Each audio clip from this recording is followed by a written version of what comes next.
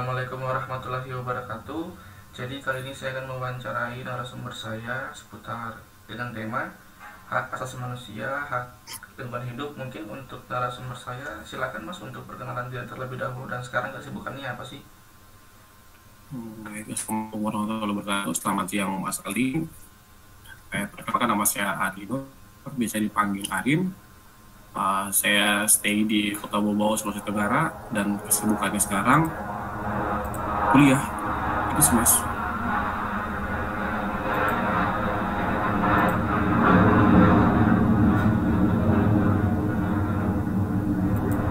Oke, mungkin Mas Arin, kita ini kan bahasnya seputar hak asasi manusia lingkungan hidup ya. Kira-kira dari Mas Arin udah pernah tahu atau mungkin ada informasi yang ditahu belum seputar hak asasi manusia lingkungan hidup?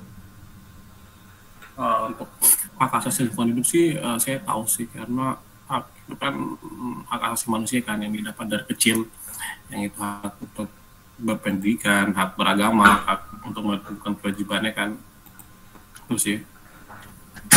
Oke, berarti hak asasi manusia ini kan fokusnya seputar lingkungan hidup ya Mas Arin, terkait dengan udara, lingkungan, dan juga mungkin hal-hal yang berbau seperti itu gitu. Nah, menurut Mas Arin nih, dari pengalaman ini kira-kira untuk sekarang hak asasi manusia seputar lingkungan hidup yang Anda alami sekarang di lingkungan seperti apa sih? Untuk sekarang hak lingkungan hidupnya itu cukup baik, hidup berdampingan dengan masyarakat dengan baik. Untuk lingkungan hidupnya juga semuanya, tetangganya juga baik. Dan tapi sebelumnya dulu ada tambang sih Mas. Tambang ini perusahaan yang cukup mengganggu, tapi sekarang sudah tutup alhamdulillahnya. Oke, mungkin dari tambang atau perusahaan yang Mas Arin sampaikan tadi, kira-kira ada ketidakadilan nggak seputar lingkungan hidup itu yang dialami masyarakat sekitar atau bagaimana?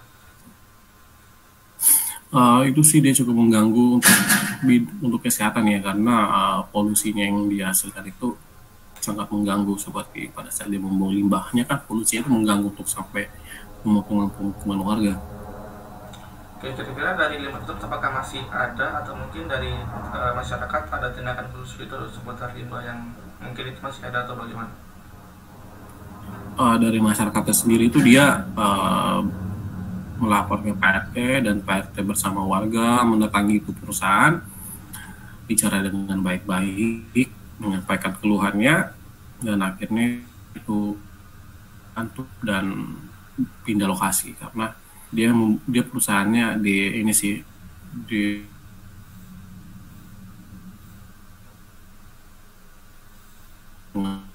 pemukiman masyarakat. Perusahaannya juga sih bukan skala besar, kayak masih skala kecil kayaknya, tapi gitu sih udah tutup. Oke, mungkin dari polusi atau mungkin pencemaran yang dilakukan oleh perusahaan di tempatnya Mas Arin, kira-kira ada bentuk tanggung jawab enggak dari perusahaan tersebut? Ini sih paling kayak dari pemilik perusahaannya kayak say kayak minta maaf ya kalau ada pembakaran kayak gitu sih, tapi semakin kesini semakin makin keganggu kan, makanya akhirnya dibicarakan dengan baik-baik, akhirnya perusahaan mengerti dan akhirnya dia pindah.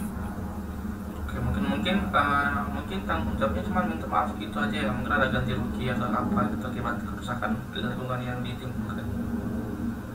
Itu cuma sih maaf aja sih, karena mungkin sudah dekat sama masyarakat kan, makanya, tapi masyarakatnya makin kesini makin terganggu sih, makanya suruh pindah. Oke, ya, ini kan konteksnya kan mungkin melanggar hak asasi manusia dan lingkungan hidup ya Mas Ari. Kira-kira dari masyarakat tersebut, apakah mungkin kurangnya kesadaran terhadap lingkungan hidup, makanya untuk tidak ada bentuk tanggung jawab dari pabrik itu, atau mungkin kurangnya pengalaman pabriknya dalam mengolah limbah itu gitu atau bagaimana? Itu sih mungkin lebih kayak kurangnya dari manajemen pabriknya sih dalam mengolah limbahnya, karena seharusnya kan kalau dia pintar mengelola limbahnya pasti nggak akan terjadi, sehingga harus ditempatkan itu dari pihak pabriknya yang kurang paham dalam mengelola limbahnya sih.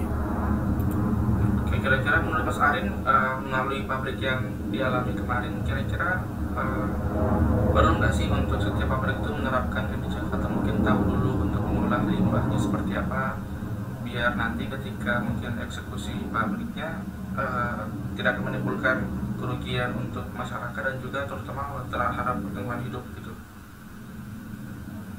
Seharusnya sih gitu sih, sebelum membuat pabrik itu kayak di peraturannya harus menunjukkan dulu sih cara mengelola limbahnya, karena kan itu pabrik kan, dan pasti dia memiliki limbah dan gimana caranya dia mengelola limbahnya tersebut. Jadi wajib sih harus mengetahui cara mengelola limbah baik dan benar gimana agar tidak merugikan masyarakat ataupun perusahaan sendiri.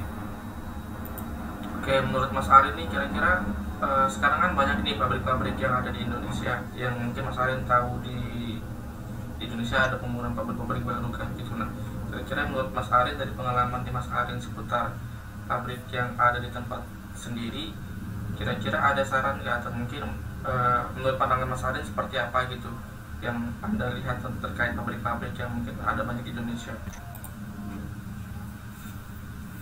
Itu sih lebih diperhatikan lagi cara mengelola semuanya, dari sistemnya gimana, memperhatikan masyarakatnya juga gimana, lingkungan sekitarnya kan, dan gimana ya, itu aja sih kayaknya. Kira-kira menurut Mas Ari pernah nggak melihat situasi pabrik sekarang kan banyak yang ada di Indonesia nih, kira-kira menurut pandangan Mas Ari seperti apa sih? Pandangan gimana? Pandangan cara menanggapi apanya? Ya kira-kira sesuai dengan pengalaman Mas Arin, kira-kira ada nggak yang perlu disampaikan dan mungkin kita kan maraknya pabrik Indonesia nih, kira-kira mungkin dengan maraknya pabrik tersebut mungkin mempengaruhi polusi atau mungkin udara di lingkungan hidup sekitar atau bagaimana? Ini sih untuk pihak pabriknya mendingan diperbaiki dulu sistemnya dan diperhatikan masyarakat yang tinggal di sekitar, kan, agar hidupnya saling berdampingan, saling menguntungkan, jangan satu pihak yang rugi dan satu pihak yang untung sih. Kasihan kan yang ruginya gimana, apalagi masyarakat kan, dia cuma terima ruginya aja. Terus sih. Oke, dari Mas Arin sebelumnya pernah nggak menjadi aktivis atau apa gitu untuk memperjuangkan hak lingkungan hidup? Sejauh ini sih enggak sih, ya lebih nggak kurang terjun untuk demo sih. Oke, mungkin menurut dari segi experience Mas Arin, mungkin ada teman-temannya nggak, atau mungkin pernah menanyakan teman-teman yang pernah terjun ke ranah tersebut atau bagaimana? Nggak tahu sih, kurang dekat sama teman-teman. Oke gitu ya. Oke, mungkin dari hal yang disampaikan Mas Arin, kira-kira ada saran nggak atau mungkin solusi terhadap kejadian-kejadian yang dialami Mas Aden sendiri, atau mungkin buat dengan aktivis yang sedang memperjuangkan lingkungan hidup, atau mungkin buat pabrik-pabrik yang ada di Indonesia? Saran saya untuk aktivis-aktivisnya juga itu terima kasih sudah memperjuangkan hak masyarakat untuk demo, tetapi diingat juga selama turun demo itu nggak perlu anarkis dan proses fasilitas, kan kasihan juga untuk masyarakat yang sekitar situ juga, bukannya kebantu malah makin kesalkan dengan anarkisnya. Yang kedua itu mungkin pemerintah sih lebih tegas lagi, lebih tegas itu dalam artian udah ada peraturan yang dibuatkan, sebaik itu dijalankan dengan sebuah jadi panjangan, dan lebih tegas lagi kepada pihak perusahaan ataupun tambangnya sih agar tidak bandel.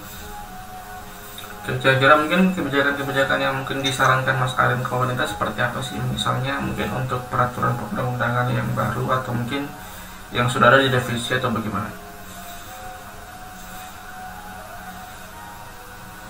Yang sudah ada aja sih diperbaiki, lebih dipertegas kayak dijalankan. Oke, mungkin buat pabrik-pabrik yang ada di Indonesia ada tanggapan lagi nggak, mungkin solusi itu buat mungkin nggak cuma sekedar pemerintah nih yang harusnya dikasih memberikan solusi, tapi juga pabrik-pabrik yang ada di Indonesia harusnya memberikan hal yang baik itu ketika mungkin mereka menjalankan pabrik tersebut, atau bagaimana? Silakan Mas Arif. Nah, untuk pabrik-pabriknya sih lebih memperhatikan juga sih lingkungan hidupnya, jangan terlalu serakah ya dalam, memang tahu cari uang tapi nggak perlu serakah sampai merusak segala lingkungan hidup seperti lingkungan masyarakat kan, kayak membuat terganggu. Oke, mungkin ada lagi Mas Arif? Nah, itu sih mungkin ada apa ya? Apa namanya dispensasi untuk masyarakat tersebut, apa ya? Kayak pesangon untuk masyarakat tersebut untuk pindah dari tempat situ mungkin.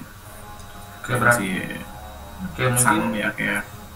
oke berarti dalam artian ini hubungan timbal balik yang baik gitu ya antara mungkin pabriknya dengan masyarakatnya gitu, di mana mungkin pabriknya harus memberikan keuntungan juga buat masyarakat, dan masyarakat juga harusnya bisa berperan penting ketika pabriknya ada terjadi sesuatu, bisa masyarakat bantu gitu ya Mas Arin.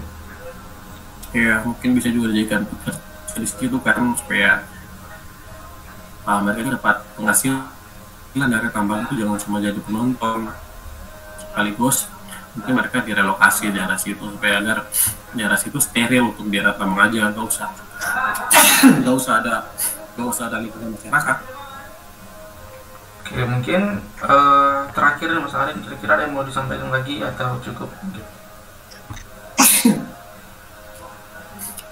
Menurut saya sih hak dan HAM dan lingkungan itu saling berkaitan dan saling membutuhkan, karena dengan menghargai HAM sekaligus juga melakukan perlindungan terhadap lingkungan hidup.